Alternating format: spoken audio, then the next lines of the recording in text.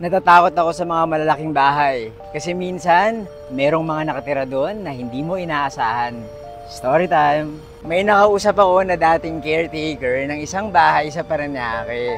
Malaki raw yung bahay, may 7 kwarto, may garden, marami ring salamin kaya kitang-kita mo kung ano yung nangyayari sa loob. Pero aanhin mo yung ganda kung meron namang multo at maligno na namamahay doon. Dating may-ari raw ng bahay, isang malupit na general na bigla na lang namatay. Kinuha siya ng isang ahente para maging caretaker habang hinahanapan ng bagong may-ari yung bahay. Habang natutulog siya sa first floor, bigla daw bumukas yung mga bintana. Tapos may pumasok na ibon. Hahayaan na lang daw sana niya yung takot kaya lang isang beses kinausap siya ng kapitbahay kung sino raw yung pamilyang nakatira. Nagtaka siya kasi siya lang naman yung nakatira doon. Meron daw 2 matanda at 3 bata na paikot-ikot. 3:00 ng madaling araw.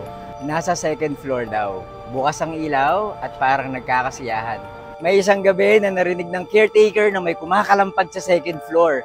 Pagsilip niya, nakabukas ang mga ilaw. Nag-empaka siya at sinabihan niya yung amo niya na ayaw na raw niyang magtrabaho doon. Ang kwento raw, dumadalaw ang mga kaluluwa ng mga walang awang pinatay ng general. Ine-enjoy daw ng mga kaluluwa yung masayang buhay na pinagkait sa kanila.